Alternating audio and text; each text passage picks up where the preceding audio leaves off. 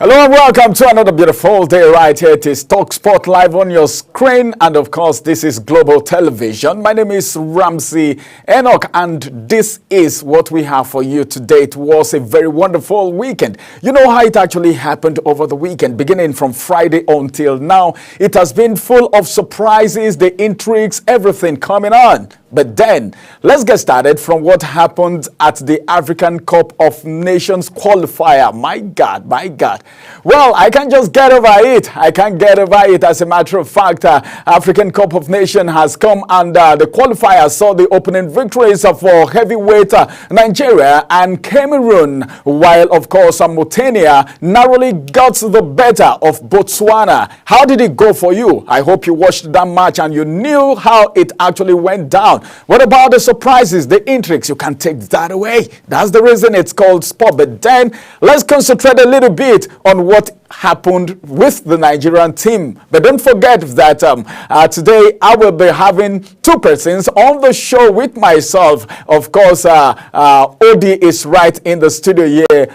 Good morning, Odi. Good morning, Mr. Ramsey. It's very good to be on Talk Sports again. How was it? Were you in New York? Were you in New York? Because you had everything it takes to be in New York. Were you there? Well, digitally, I was in New York, but I like this is a digital man. Digitally, I was in New York, but physically, I was just present in the comfort of where I was watching the match. I wouldn't want to mention the place. All right, it was a very wonderful one. We'll get to talk about everything that actually went down right there. But then joining us on Zoom via Zoom today is Gideon Okibe, all the way from Benue State. He's a sport analyst. Good morning, Gideon. Can you hear me from there? Good morning, Mr. Ramsey. I can hear you clearly. And how are you today? Good morning, Gideon. Everyone in the studio. Good morning. I hope you can hear me clearly. All right. We'll let you know when Gideon is actually up. He's going to be joining us via Zoom. As a matter of fact, Nigeria got over to a winning start. Went to the top of the Group D by at least defeating Benin Republic. A lot of people thought Benin Republic was going to be a hard nut to crack for the Super Eagles. But then, how did it go? A lot of reactions coming after the game. But then, I think the better side actually got the win. 3 points, 3 goals, 3 points. How did it really happen right there at the Akpabio International Stadium in Uyo? As a matter of fact, star attacker Demola Lukman, the only Nigerian African player who actually made it in the Ballon d'Or nomination, was the one who actually made it happen for the Super Eagles. And not to be left out of the show was the man who came in. He was a substitute who came in and actually made it happen. I'm talking about Victor Osimhen, the man that was supposed to be in Chelsea, but then then Chelsea still biting their finger up till now because they couldn't get him. But at least he is in Galatasaray right now, and he is doing well. And as a matter of fact, he came off the bench to net for the Super Eagles too.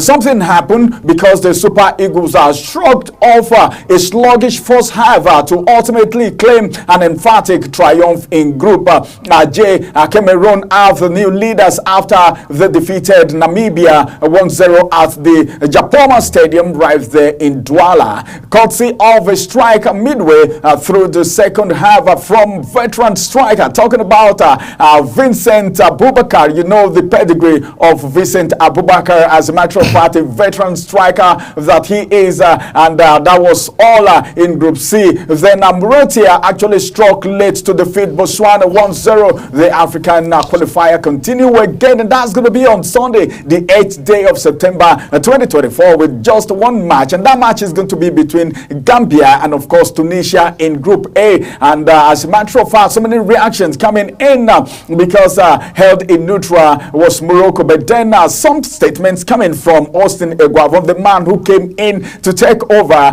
from Finidi George after saying, "I am not doing again." Labadia actually took over from Finidi. Then from Finidi, it got to Eguavoen, who actually made it happen right now. And a lot of people were asking questions. Even if it was Labadia, would we have gotten to this height? Then Austin Eguavoen came out just over the weekend yesterday to say, well, as a matter of fact, I am expressing my confidence in the team's ability to defeat any opponent at all. Bring anybody from anywhere. The Super Eagles that we have right now are good to go, and they will do justice to the game, citing the exceptional quality of the players. Rwanda national team Muvabi are also getting ready because you know they are going to be the next in line. But then the question is this: confidence now in place, according to the now coach of the Super Eagles. But then would they be able to edge this Amuvabis? Because Amuvabi, they are going to be having home advantage, just like the Super Eagles played back here in Uyo, and they made it happen. But then will they actually take advantage of their home, because the game is going to be going on in their home, and it's going to be coming up on Tuesday. African Cup of Nations Group D clash at the Amaro Stadium. That's going to be in Kigali, and of course it's going to be an intensified time, and the readiness for the upcoming clash is on a top gear. Even Tros Ekong have said, well, as a matter of fact, Eguavoen did a very good job. But then I think I need to speak with my analyst right here, because Eguavoen is talking, then Tros Ekong, the skipper, the man, he said, well, I think the bulk of the assignment actually came from the defense. What about the finishers at the top there, who actually got the ball into the net? Well, as soon as Gideon joins us, I'll let you know so that he can also speak. All right, Gideon is already here. Good morning, Gideon. Good morning, Ramsey, and good morning, everyone in the studio. How are you guys this morning? Yes, we are doing very fine. We are doing very fine.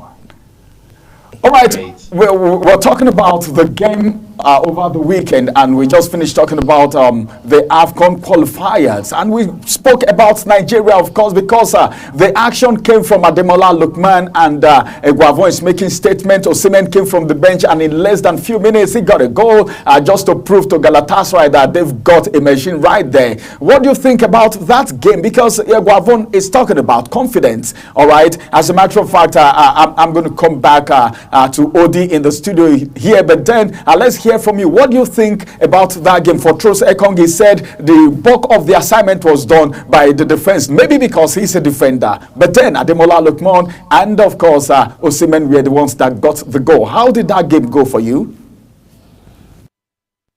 Well, I think for the confidence, right? The boys were super confident going into the game against their former coach. It was somehow everyone was kind of skeptical because of the previous results we've had. However, you know, the results prove everybody, you know, it raised the bar for everyone. But for me, I'm someone not very, very happy with somebody that everybody is going to be like, why? Lookman.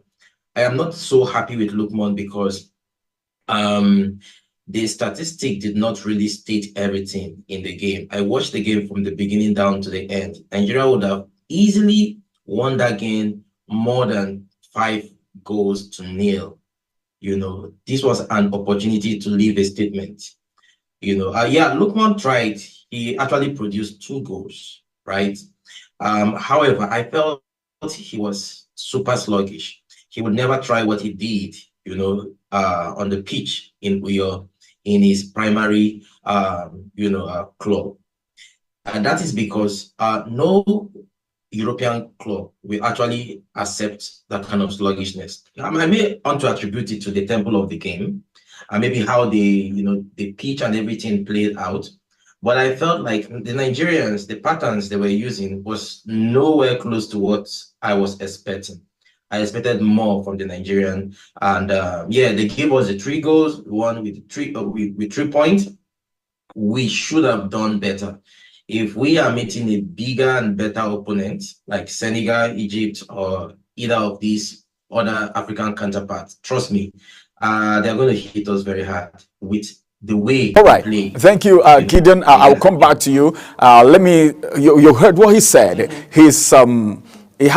He's having a different opinion altogether, because if you look at that game, the way it actually went, a lot of people were singing the praises of Ademola Lookman, the only man in the Ballon d'Or coming to prove himself getting 2 goals. But he is saying, well, we can't deny the fact that he got 2 goals, but there were many other chances. And you know how these calculations happens. The goal difference may have to play in at some point in time, all right, against a draw if it actually comes. Yes. But then, what do you think?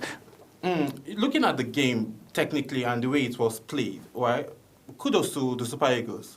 I'm not kicking against what Gideon said totally, but the fact still remains that there's always going to be room for improvement. He made mention of the tempo of the game. Yes, Lookman, took the game the way it came. But now, these guys, not just withstanding, not just or forgetting that they just came out from a very long break. Fatigue and all of that was playing its own role. Most of them have not really represented for their own, country side, for their club side, for their primary place of playing football. So looking at the game, he scored 2 goals. From the defense angle, there were a few errors that happened, and then fine. Trostekon said mostly defensive work happened. That was how you were able to win the match. Like we always say, defense leads to offense. So a very good defense led to offense that helped them win the match. So where I feel there is more problem is even in the midfield, because one, the ball, like a whole lot of passes didn't go through at the time it's supposed to go through. So if there are those passes, because a few times Onyedika, even Alex Iwobi, they held the ball for a longer time that they are not supposed to hold the ball to. So most of the times, Victor Boniface, let me even start from Victor Boniface before Victor Osimhen came in. Victor Boniface will make a run. Once he's making that run, the ball don't come. Automatically, they'll need to restart again. Right? So that now is obviously going to slow down the pace of Ademola Lookman, Victor, even Samuel Chukwueze. All of these things contributed to the fact that, okay, there was a bit of sluggishness that made Nigeria not to score. And that came from the distribution. That came from the distribution, now from the midfield. Right? So we can't just put the blame totally on the attackers. One, they made those runs. I watched the match. I saw the runs they were making, but the passes didn't come at the right time. So the few ones that came when it was supposed to come, we saw the results that we got, from Ademola Lookman scoring 2 goals, and then Victor Osimhen scoring 6 minutes into the play. Now, this boils down to the fact now, a lot of questions have been asked by Nigerians. Was it Victor Osimhen's fault that he didn't perform well, or was it Finidi George's fault? A lot of persons were not expecting to see... I saw something where people were saying, well, there should be a press conference where Victor Osimhen will be made to apologize to Finidi George publicly, and I was like, hey, come on, Nigerians are at it again. On what grounds would he have to apologize? All right, by the way, let's just get into what we're talking about. The fact still remains that, yes, we got the 3 points, the most important 3 points that was needed, and Ghana Draw didn't expect what he saw from the Super Eagles. Given the fact that Austin Eguavoen was his assistant coach, so Austin Eguavoen obviously knows what is in his playbook. And they're going to draw, don't know what is in Austin Eguavoen's playbook. There was a confession. So now it capitalized, and then now we have the 3 points and 3 goals. So looking at what Gideon said about us scoring up to 5 goals, yes, we had the opportunity because, like you rightly mentioned, it's actually going to make very good impacts in the near future where we play a draw or maybe, sadly, we get to lose because. All right. I said, okay. Yeah, I actually wanted to ask because we're moving away from the AFCON qualifiers right now. But then before we go, what do you think about our next game? Because home advantage is going to play out. Forget the fact that Gennett Raw is saying Nigerians were the better side. Will there still be a better side for our next game? That's the question. We have a very good team. And all of our players now, we don't have injury worries. These guys are healthy, and then let me just say. But you said they've not been training because of the break. You said it. Yes, I did say that they've not played, but they've trained, and then the fact that they've been in camp, most of them arrived camp early, unlike what we usually see. A few players working in 2 days or a day before a match. They have arrived. The last person that arrived was Victor Osimhen. Why? Because he had to go, get registered in Galatasaray before he now booked his own private jet, paid his own bills, and then came down to play. That's love. That's love enough for me. That's so love now enough. They are already, as at yesterday, they were already in Kigali, getting themselves ready. So now fitness level, they are good. Spirit, I spoke to Stanley Wabali off camera. He said the spirit in camp is high. And these guys are ready because they know the job that is at hand. They have 5 more games that they need to win. So they need to win. I think I like that. Hold it there. Hold it there. 5 more games that should be a must win for the Super Eagles. That's what we're talking about right now. But looking at the squad, he said his squad, they are ready, and the enthusiasm, the competence coming from Eguavon himself, because he said something. He talked about commitment before the game even got started, and right now he's saying these guys are competent and they have the commitment. Let's see what happens in our next game. Moving away from there, let's quickly talk about the Falconet at the ongoing FIFA Under-20 Women's World Cup. Goals came from Amina Chiamaka, Flourish, and of course Joy, who came in as a substitute against Venezuela, and they took two-time silver medalist Nigeria to the round of 16 of the ongoing FIFA Under-20 Women's World Cup. And of course, substitute Joy, like I said, made it four good goals 4 minutes into added time, with the result effectively steering the Falconet to the round of 16 of the competition. This was good for me because, as a matter of fact, we're talking about Venezuela right here. And right now, as we speak, the victory coming to the Falconet is the 6th point, and of course, it plus 3 goals difference in their Group D campaign, with their round of 16 game to come up again at Bigota, and that's going to be on Thursday. They have now qualified to the round of 16, like I said, and this is going to be the 9th time they are getting to this feat. According to history, as a matter of fact, 2004 they were in Thailand, 2016 they were in Russia, 2008, if you could remember very well, they were in Chile, and 2010 they were in Germany, 2012 they were in Japan, 2014 they were in Canada, and of course, as a matter of fact, 2018 they were in France, and 2022 they were in Costa Rica, and 2024 it is now happening live in Colombia, and they have qualified again. My God, I think I am impressed right here. I'm impressed right here. Gideon, how do you feel getting to the round of 16 for the Falconets? So first of all, Nigerians have not been this happy in a long time when it comes to sporting events. And, we are enjoying some sort of praise of wins on both the male and also from the female face, right, at the Falconet. Now, one thing about the Falconet is that they have always been consistent when it comes to scaling through the group stage and, moving beyond that particular stage. The consistency have been there, right? And I just believe with the style of play and the energy alongside with the tenacity they have put in, they can go somewhere far beyond what any expression could be. Beating some of their counterpart currently in the group and moving to the round of 16, right, is a great feat. However, this is leading them to a bigger challenge that is beyond the one they have been facing, because it's just the best of the best that are left right now. and that requires a lot of responsibility. So I believe and I hope that we will be celebrating the next round after now. All right, that's good. You heard what he said. Yes, Were you expecting the girls to get to the round of 16, looking at the games they've played before now and the task ahead of them? Them starting up, they didn't even start off from like an easy note. So they started with like big matches. So That's it. That prepared them already for the tasks at hand. Grassroots and the under 20, the Falcons are actually great guys. That was where we saw the likes of Aziz Atosholat and the Carlo and the rest of them that Coming are out from doing an amazing thing for the Falcons and as well as their club side. So we're expecting to see them push further. He said.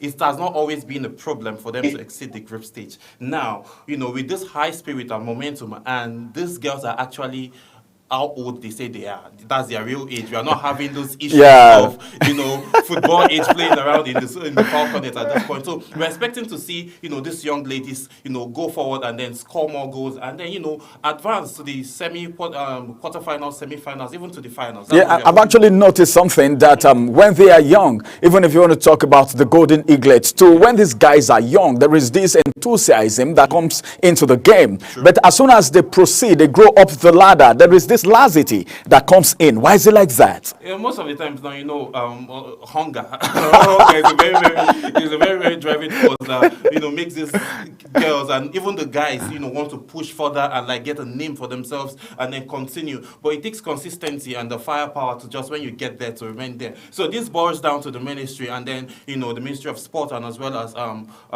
coaches to also look out for young players. The moment these guys are getting older and begin to feel that, okay, without us, we can't make this happen. They should just start looking at when they start acting like that, then you just start putting them and not inviting them to come play and then get the younger guys to continue, mixing experience and then talent. I think that's I think that's good. That's just what's just that's okay for me too. Allowing the growing talent to actually work with the big boys, and at the end of the day, let's see how it's really going to go. Then that takes us at what's happening. Let's quickly look at the media rush. As a matter of fact, we'll look at the media rush for the Team Nigeria at the 2024 Paralympic Games in Paris. That will come on your way after this break. Let's go on a quick break. When we come back, we'll talk about the medal rush. It's something you wouldn't want to miss. We'll return after this break.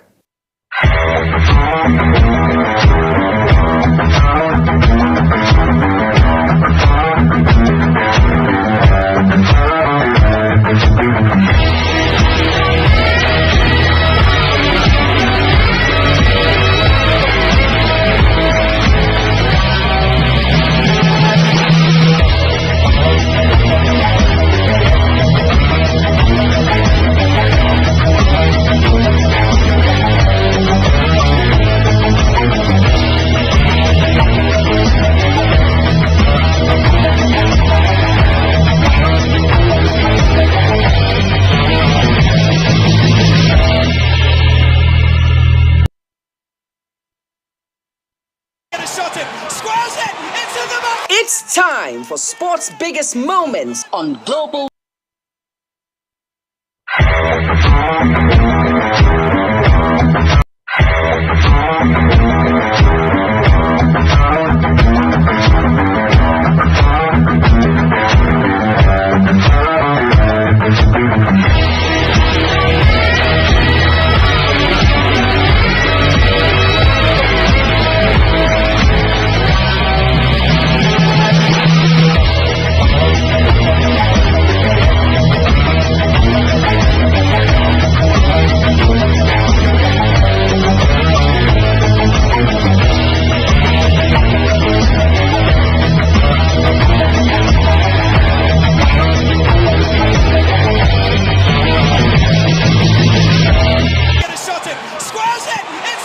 It's time for sports' biggest moments on global television. The headlines, scores, breaking news and commentaries on sporty events. Talking with the biggest players, strikers, and about the slam dunks and goals, stunning saves, near misses and upsets. Let's talk about the greatest home runs, comebacks, knockdowns and victories. Talk Sports with the King of Sports, Anthony Momodu. Weekdays, 10 a.m. Don't miss out. Beautiful work from the wingers.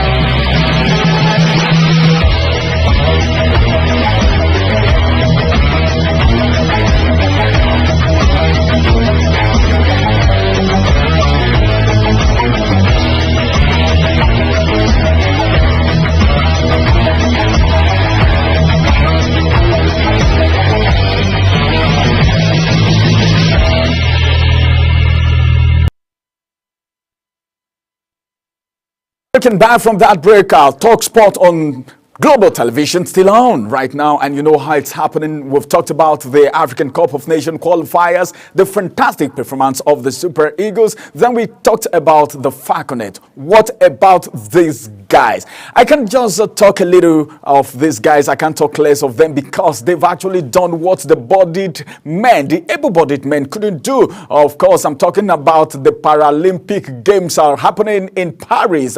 As a matter of fact, let me just let you know that Omolayo Ugunwa got a podium place as Team Nigeria actually continue to shine at the 2024 Paralympic Games in Paris with their athletes delivering and adding more medals to the country's tally. This was beautiful for me. This was good. In fact, as a matter of fact, the 10 was a very particularly successful one for me, with Nigeria earning a silver in powerlifting, a bronze in para table tennis, and of course an encore silver in javelin. As a matter of fact, Bose Omolayo secured Nigeria's 6th medal of the Paralympic Games, winning silver medal in the women's up to 79 kg para powerlifting event. That was outstanding for me. This is because Omolayo's third consecutive Paralympic podium finish. This is the third consecutive one,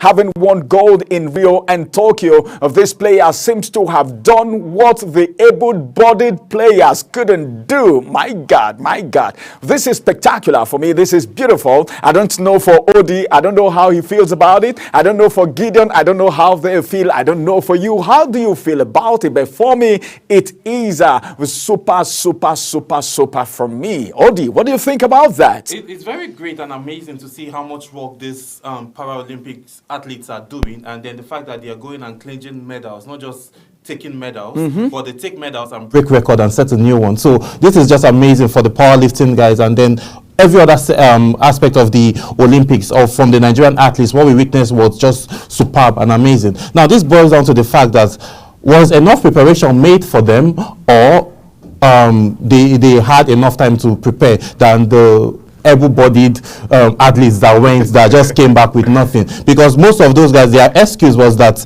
nothing was made for them. Even one of our cyclists needs to even borrow a bicycle from the German counterpart to be able to cycle. That's just a very big slap on Nigeria and the president of the country. So with this performance on that we're seeing, maybe the Ministry of Sport are trying to correct the error that they did, and then they made everything available for the Paralympic guys. And then now, if that was what happened for this result that we are saying kudos to these guys for going there despite the deformities that they have. They are making us proud, and then getting medals at the world-class stage, beating likes of Korea, USA, Germany, all those top world countries that we know for sport and athleticism. So this is kudos for them, kudos to these guys. This is kudos for them. I think Odi is on the same page with you. I am on the same page with you right now. Yes. Well, let's move away from them. Just talk a little bit about the Nigerian Premier League, which returned with surprises as Amonike's Heartland fall to Enyimba. Then Finidis Rivers United were held, while of course Abdullah's Kano Pillars win big. Let me take you through the full result.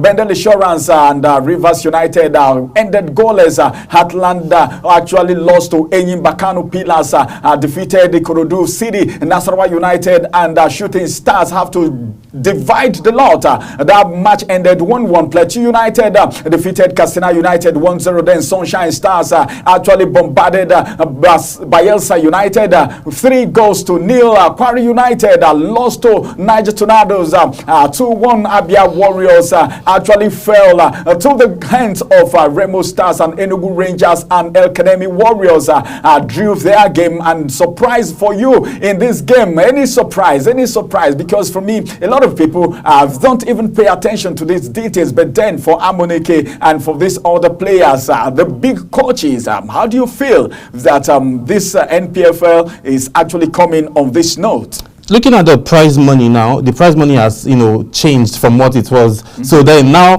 I'm not surprised about this result because I'm expecting to see a whole lot of upsets this season. Those big teams now, just imagine Enugu Rangers, the defending champions, were able to like hold Ekeleme Warriors draw. The guys that just struggled to come out from relegation, and then luckily they were able to win the Federation Cup. So I'm actually happy because I have a thing for Ekeleme Warriors. I was born in the north in Maiduguri, so I lived there. I have the way you started, these guys an economic warrior, we are struggling. So there's a lot that's actually going to happen this season because the prize money is around $250,000 thereabout. So that's a lot of money. So we are expected to see a whole lot of upsets. Looking at Finidi George now, he's lucky his side won. If not, X would have dragged him all through the weekend till when next, he has a laugh against Victor Osimhen. So all of these things that we're seeing now in the Nigerian Professional League is amazing because one is a grassroots, and that's our own Premier League, that's our own Champions League. So the fact that he's getting competitive, and then we're seeing collaborators coming to like make this more interesting. Now I've noticed that our stadiums now are being packed up and full with fans coming to watch because the interest is coming up. It's now getting interesting. So the more the prize money gets higher, of course the competition will be stiffer and then be very tight. So this Bendel Insurance and the rest, everybody will want to come out. Everybody's struggling for the money. Everybody's struggling for the money. And also that this money is going to be paid in dollars, not in naira. You know the relationship between naira and dollars right now. You won't hear from my mouth. You know what I'm talking about. All right, let's get to the Nations League games are going on right here. Let me quickly talk about Ruiz double, which helped the 10-man Spain Tomba Switzerland. Spain, Fabian Ruiz scored twice as his 10-man side defeated Switzerland 4-1 in the pouring rain in Geneva to end their first victory in Nations League A Group 4 on Sunday, and that inflict a second successive defeat on the host. My God, what do you think about that? And that's not all. Spain had been held to a dull 0-0 draw in the past in Serbia in their pool opener. You remember how that actually happened, but now they found the groove in a quick start at the Stade Geneva as Giselo and Ruiz had them 2-0 up inside 13 minutes. What do you think about this game so far? In fact, that's not all. There were other games that were actually played as Ronaldo himself, the striker, the man who makes things happen, actually struck late to seal Portugal's win over Scotland. Cristiano Ronaldo's late strike sealed Portugal's 2-1 win over Scotland as the 901st goal of the striker's extraordinary career completed, is staring right back in Sunday's Nation League clash. Ronaldo had reached 900 career goals. We talked about that, and you remember, and he's more still coming. As a matter of fact, I think he actually made it happen for his club. What do you think about the Nation League and looking at these two countries, because these are powerful countries? Yeah, looking at Spain and Portugal, they are like great countries. So UEFA Nations Cup now is just something that is amazing to watch, is interesting. Looking at Spain, they didn't come out to play. In the first 13 minutes, they banked 2 goals, they netted 2 goals. So that's like a wake-up call for Switzerland. Like, okay, we are not here, despite the fact we are your visitors, but we are not here to play friendly with you. We are here because we are gunning to get the trophy at the end of the day. So now, the result that we saw, and then the red card, for me, fairly, I don't think that should be a red card, but the referee has the final say. So it was a very good performance by Spain, and then obviously they are champions, right? So we don't expect anything less with the kind of quality of players that they have. Now, looking at Cristiano Ronaldo, they call him greatest of all time, and I don't argue with that at all, because he has gone everywhere, and he has he keeps scoring. Don't tell anyone. Let me ask you, is he greater than Messi? For me, I'm entitled to my own opinion. I'm a Cristiano Ronaldo guy. I'm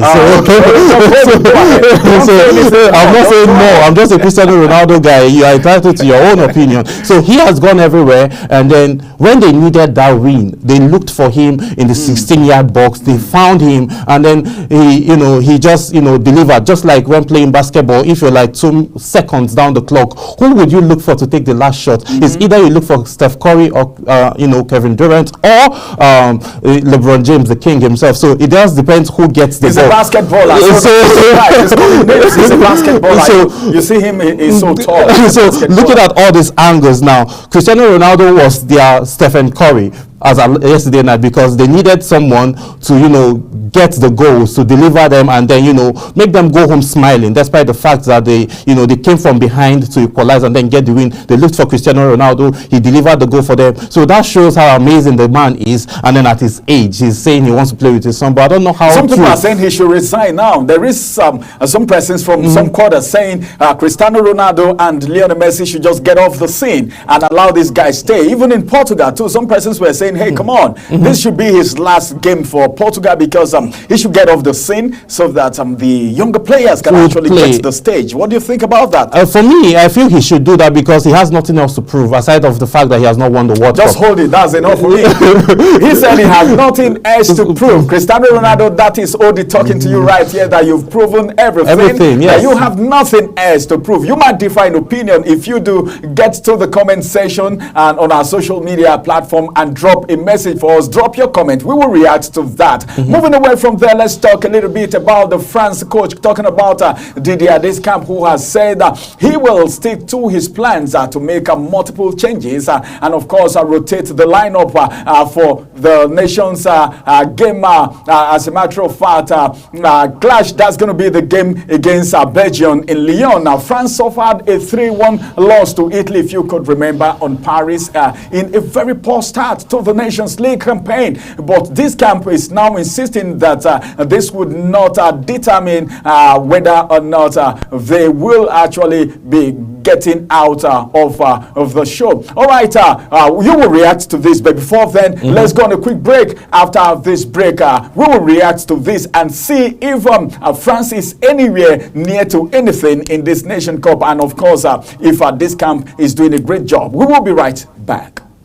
Get a shot in, squares it, into the back. It's time for sports' biggest moments on global television. The headlines, scores, breaking news, and commentaries on sporty events. Talking with the biggest players, strikers, and about the slam dunks and goals, stunning saves, near misses, and upsets. Let's talk about the greatest home runs, comebacks, knockdowns, and victories. Talk sports with the king of sports, Anthony Momadou. Weekdays, 10 a.m. Don't miss out. Got that goal!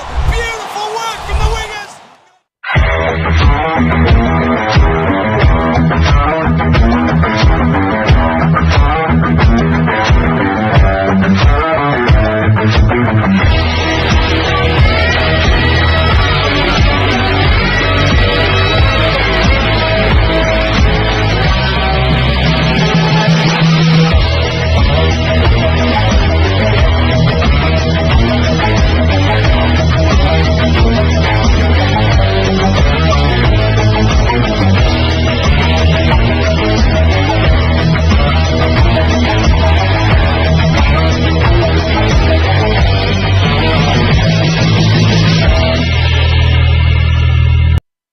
All right, France coach Didier Deschamps, like I said before we got got out for the breaker. I said this camp is saying he will stick to his plan to make multiple changes and rotate the lineup for the game that is going to be coming up against Belgium. Looking at their performance, they suffered 3-1 loss to Italy on Paris in their last game. As a matter of fact, if you watch that game, you know what really happened. And the Nations League campaign is on, but this camp is insisting that this will not deter from sticking to his predetermined plans. He's got a plan. He's the coach of the team. But then I think what the people are actually looking for is how to get the goal. So their defeat to Italy is a challenging one for them, but then they need to step up their game.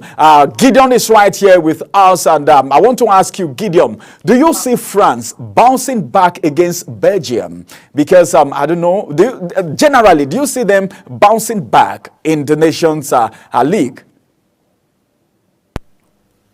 You see, I feel the situation France is in right now is from the individual performance, right? And to answer your question, it's a little technical, but to answer your question, the chances of France, bouncing back is very, very slim. Very, very slim, because Belgium is still carrying the firing power. and France have really dominated most of the European contests, over some time now.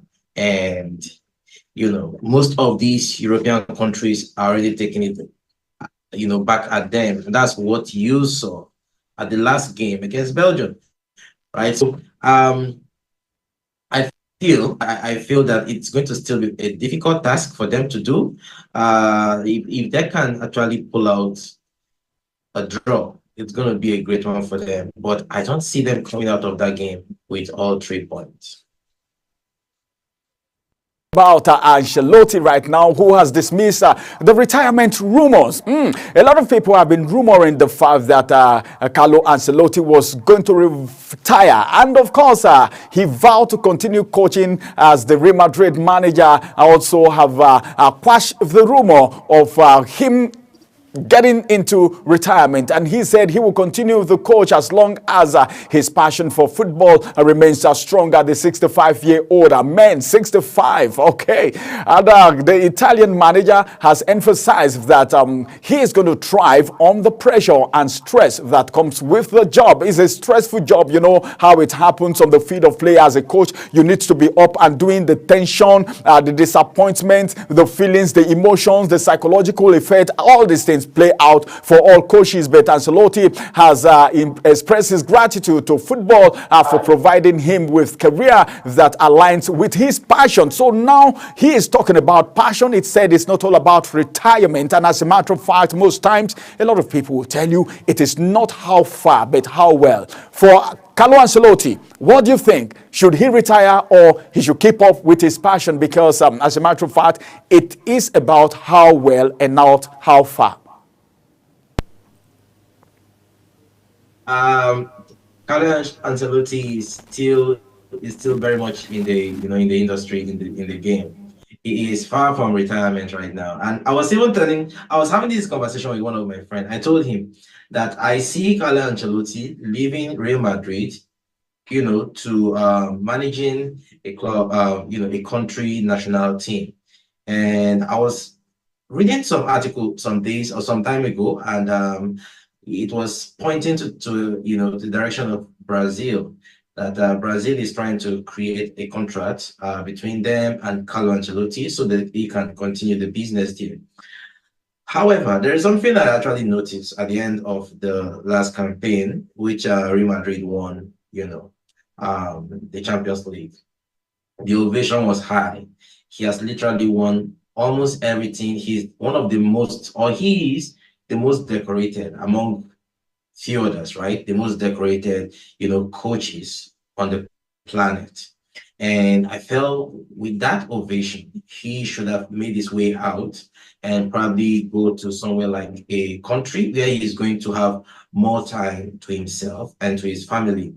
But he probably wants to still stay for a few more years at, in Europe or in England, in Spain, coaching Real Madrid.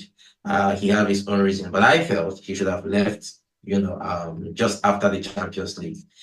And I don't see him doing so much as getting to the height he was last season. We're seeing how Real Madrid is struggling right now, because it's going to take some time before the new boys, find their feet. All right, Gideon. All right. We are still talking about coaches right now. Let me still talk about another coach. This time, let's talk about Thomas Tuchel, who has reportedly rejected the chance to manage Manchester United. As a matter of fact, a lot of clamor came in that Ten Hag should be asked to go. But then recently, the management, the CEO came up to say, well, we still need him in the team and he's going to be there. But right now, they said, as a matter of fact, there is a report that Thomas Tuchel actually rejected the chance to manage Manchester United due to disagreement over the proposed transfer policy. Tuchel is 51-year-old and he left Bayern Munich, as you know, at the end of last season. And with German widely tipped, the German is actually being tipped, as you all know, that he is supposed to replace Erik ten Hag as the boss at Old Trafford. But now the German, in fact, met with the United part owner Sir Jim Ratcliffe.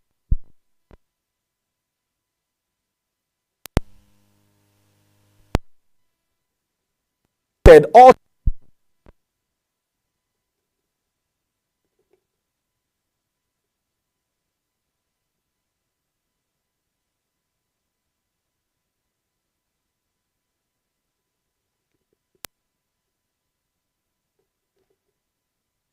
But the question is this: did United actually make a mistake not hiring Tuchel?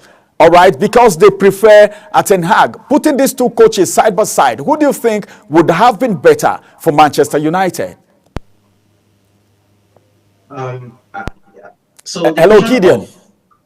Yeah, can you hear me? I think. Yeah, the question I'm asking is this: